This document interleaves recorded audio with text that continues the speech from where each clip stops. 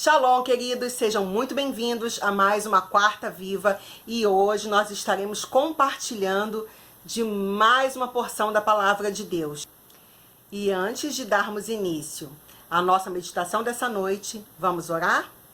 Pai, em nome de Yeshua HaMashiach, eu te peço que cada vida que for ouvir essa mensagem seja tocada por ti no mais profundo de sua alma, que o Senhor fale a esses corações, que o Senhor traga vivificação, Senhor, a cada vida, a cada família, a cada pessoa, Senhor, que se encontra nesse momento se sentindo angustiada. Que o teu Santo Espírito visite e traga, Senhor, uma iluminação a esse coração através da tua palavra. Em nome de Yeshua nós te agradecemos. Amém. Queridos, eu quero te convidar a abrir a sua Bíblia no livro de Gênesis, no capítulo 37, e vamos ler a partir do versículo 12. Vamos ler? Os irmãos de José tinham ido cuidar dos rebanhos do pai, perto de Siquém. E Israel disse a José: como você sabe, seus irmãos estão apacentando os rebanhos perto de Siquém. Quero que você vá até lá. José respondeu: sim, senhor, respondeu ele. Disse-lhe o pai: vá ver se está tudo bem com seus irmãos e com os rebanhos e traga-me notícias. Jacó o enviou quando estava no vale de Hebrom. Mas José se perdeu quando se aproximava de Siquém. Um homem o encontrou vagueando pelos campos e lhe perguntou: que é que você está procurando? Ele respondeu: procuro meus irmãos. Pode me dizer onde eles estão apacentando os rebanhos? Respondeu o homem: eles já partiram daqui. Eu os ouvi dizer: vamos para Dotã. Assim José foi em busca de seus irmãos e os encontrou perto de Dotã. Mas eles o viram de longe e antes que chegasse, planejaram matá-lo. Lá vem aquele sonhador, diziam uns aos outros. É agora, vamos matá-lo e jogá-lo num desses poços. E diremos que um animal selvagem o devorou. Veremos então o que será dos seus sonhos. Quando Rúben ouviu isso, tentou livrá-lo das mãos deles, dizendo: não lhes tiremos a vida. E acrescentou: não derramem sangue. Joguem-no naquele poço no deserto, mas não toquem nele. Rúben propôs isso com a intenção de livrá-lo e levá-lo de volta ao pai. Chegando José, seus irmãos lhe arrancaram a túnica longa, agarraram-no e o jogaram no poço, que estava vazio e sem água.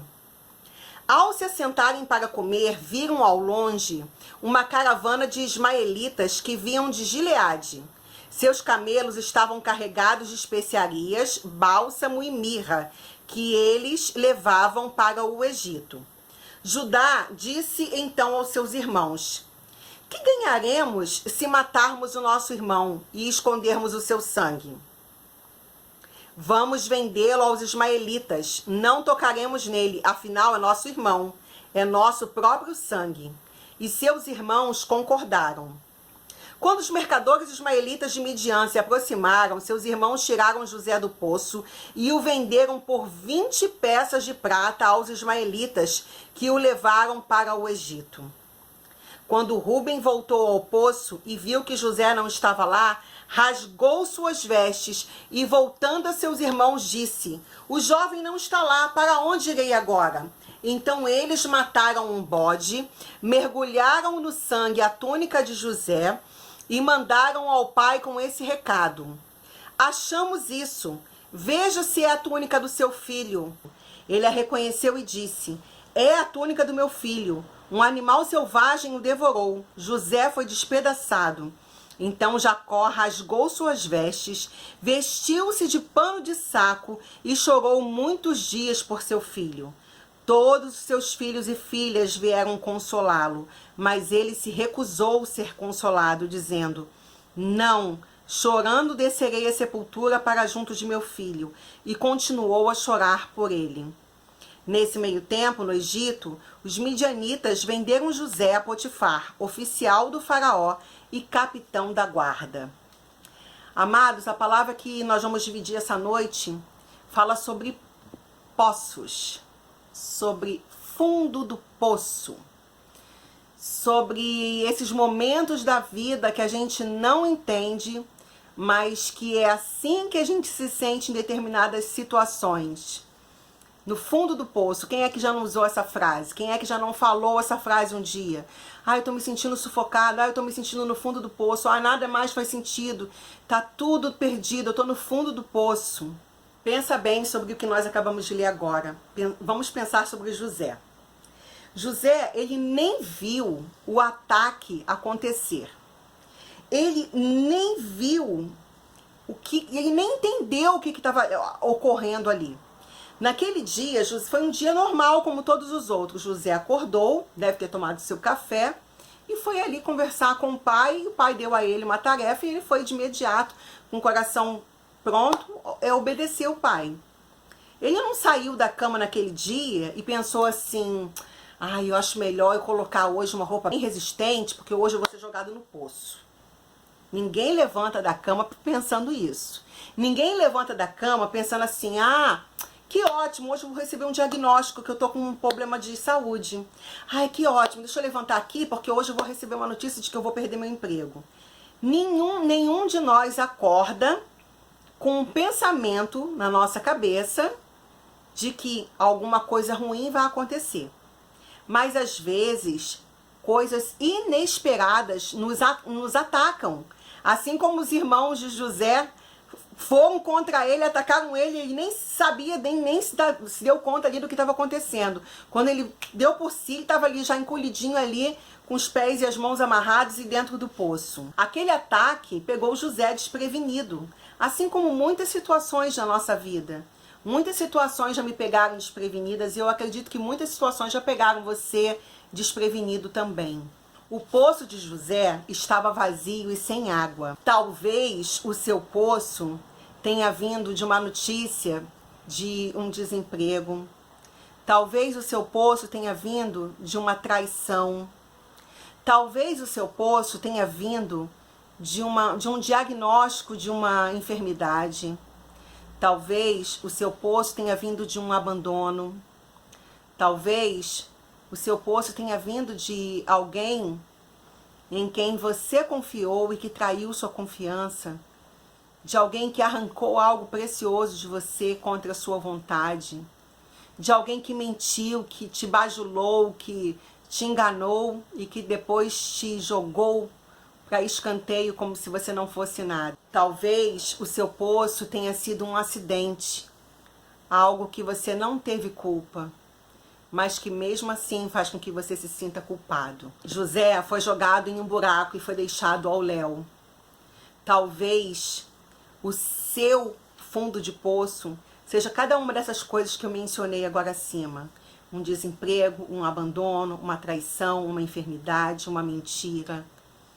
Às vezes não foi nenhuma dessas coisas, mas às vezes o seu poço é um sentimento de dor, de tristeza, de amargura que tem dentro do teu coração, que faz com que você se sinta completamente perdido na vida, completamente sem rumo, como José ficou quando ele estava no meio do caminho, perdido a ponto de um homem encontrá-lo e perguntar a ele: o que você procura? E aquele homem soube dizer para José, de forma tão precisa, onde os irmãos de José estavam, o que eles estavam fazendo, até o endereço para onde eles haviam ido. Assim somos eu e você na vida. Nos momentos em que nós nos encontramos perdidos e que nós abrimos nosso coração para ouvir a voz de Deus, Ele nos encontra. E nesse encontro, Ele não nos deixa permanecer da forma como estamos. Ele sempre dá um jeito de nos dar um rumo, de nos dar um caminho a seguir. Ele sabe onde eu e você devemos estar. Ele sabe onde Ele nos quer. Ele não é apenas alguém que aponta um caminho. Ele vai com a gente no caminho.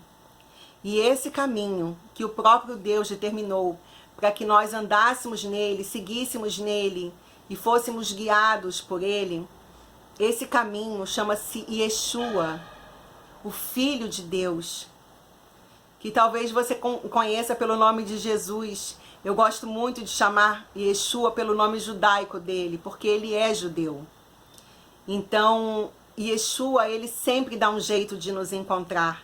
Quando nos sentimos perdidos, caídos, quando nos sentimos sem valor algum, assustados e com medo, ele aparece no meio do caminho para nos mostrar que ele tem a resposta, que ele tem a direção e que ele tem uma meta para cada um de nós.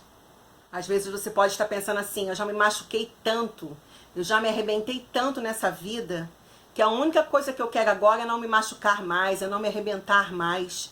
Como se fosse possível evitarmos a dor, como se fosse possível fugirmos de uma vida sem problemas. Como nós gostaríamos que fosse assim, não é verdade? Como eu gostaria, como você gostaria. Mas infelizmente o mundo em que vivemos, a todo instante, circunstâncias, situações, pessoas e coisas podem acontecer e podem fazer com que nós venhamos a nos sentir no fundo do poço.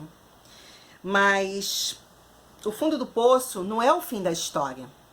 Veja, José, ele sofreu abandono, depois ele foi vendido como escravo, depois ele foi golpeado por uma armadilha da esposa de Potifar, depois ele ficou na prisão, foi esquecido, mas não foi assim que a história de José terminou.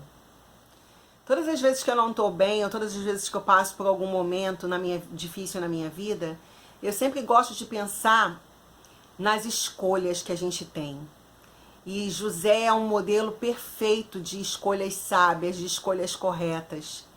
Ele não deixou com que aquilo que fizeram com ele dominasse a vida dele. Ele escolheu trilhar um caminho diferente. Ele escolheu não ficar preso na mágoa, no rancor, no ódio, não ficar reclamando, murmurando, resmungando pelo que aconteceu. Em cada lugar, em cada situação que ele passava, em cada estágio que ele passava, ele prosseguia com firmeza no seu caráter, com firmeza naquilo que ele cria. Ele acreditava que Deus era com ele, que Deus estava com ele. E isso fez toda a diferença. O coração de José nunca se endureceu. O coração de José era uma terra fértil, era uma terra que estava sempre sendo arada. E as ervas daninhas, as coisas ruins que aconteciam, não tinham espaço para crescer ali, porque ele estava o tempo todo se ocupando. É o modelo que eu e você deveríamos seguir. É a meta de vida que eu e você deveríamos ter. Ao invés de tentarmos ficar culpando os outros pelas mazelas da nossa vida, nós deveríamos tomar a responsabilidade pelaquilo que nos cabe e mudarmos a nossa mentalidade para construirmos uma nova realidade, para construirmos uma nova vida. Dessa vez, uma vida pautada pela palavra de Deus, pautada pelos seus preceitos. Dessa vez, uma vida onde Deus vai estar caminhando lado a lado ali com a gente, não a gente correndo na frente ansioso, querendo atropelar tudo, fazer as coisas da nossa maneira, do nosso jeito, de acordo com a nossa vontade. É bom parar de vez em quando e perguntar: o que será que Deus quer? O que será que essa situação quer me ensinar? Isso está acontecendo por algum motivo. Ao invés de perguntar por quê, pense para quê. O seu momento define o processo, mas não o seu propósito. Veja, enquanto os irmãos de José levavam notícias de sua falsa morte para Jacó, Deus conduz José até a casa de Potifar. Enquanto Jacó chora, acreditando que nunca mais iria ver José, Deus o conduziu ao governo do Egito. É exatamente assim nas nossas vidas. Tem coisas que estão acontecendo aqui na frente e que você não sabe o que Deus está fazendo além.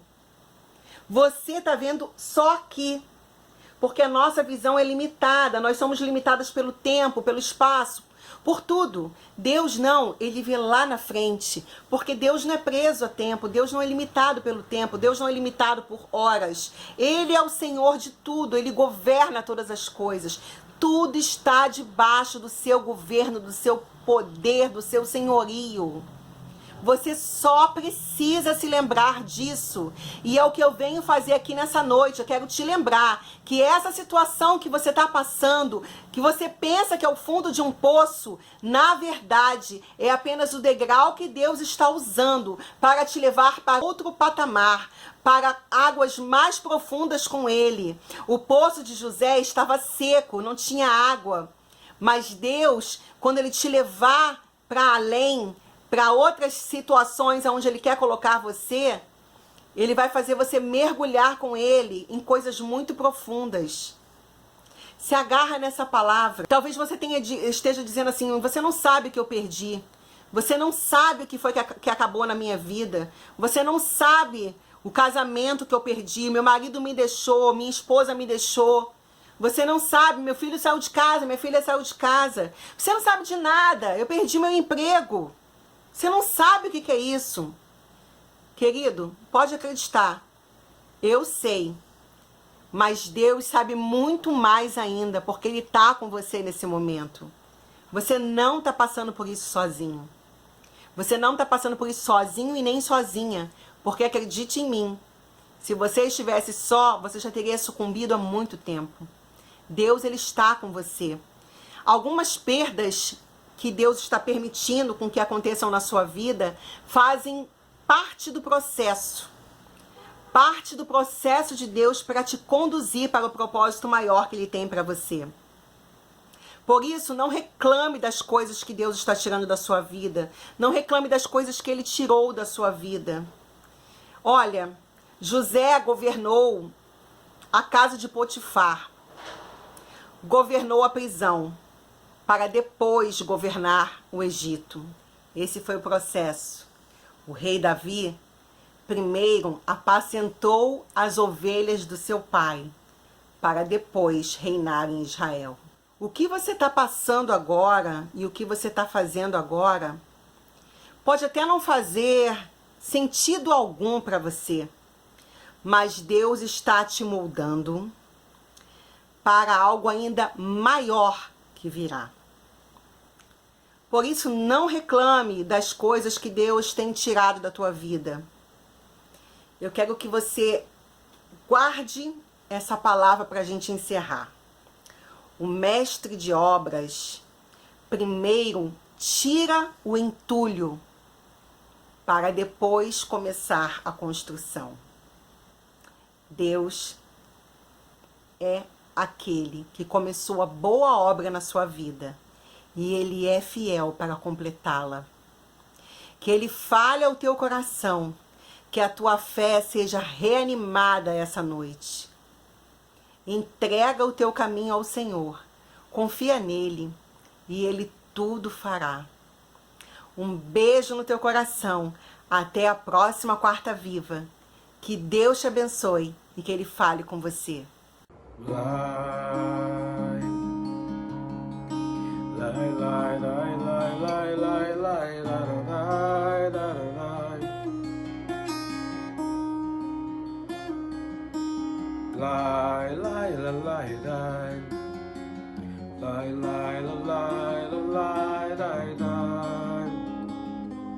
Shema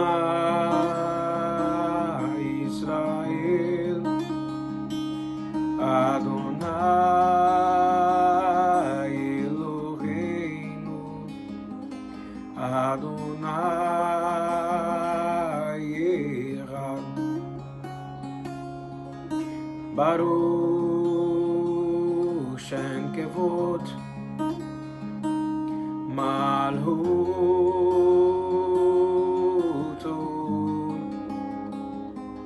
Leolam Vaed Ve'achavta et Adonai Elohei Ve'o levavra Ve'o levavra Uve'o nafshecha Uve'o veho meodecha.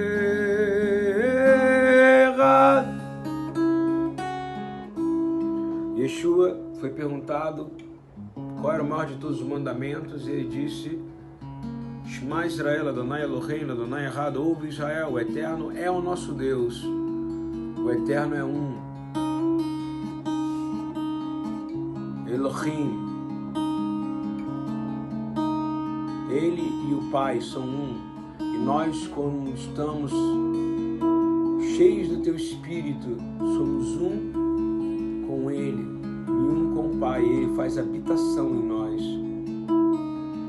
E Ele ainda acrescenta dizendo: porém há um mandamento acima de todos esses: e amarás ao teu próximo como a ti mesmo.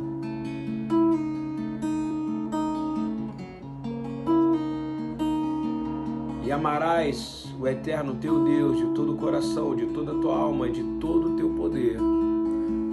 Que esse amor voluntário, baseado no livre-arbítrio que Ele te deu, seja usado agora para que tu possas adorar o único que é digno de louvor, honra e glória, o Filho de Deus, Yeshua, no qual resplandece a glória de Deus e o Pai é glorificado. Pai nosso que estás no céu, santo é o teu nome. Que seja feita a sua vontade, assim na terra como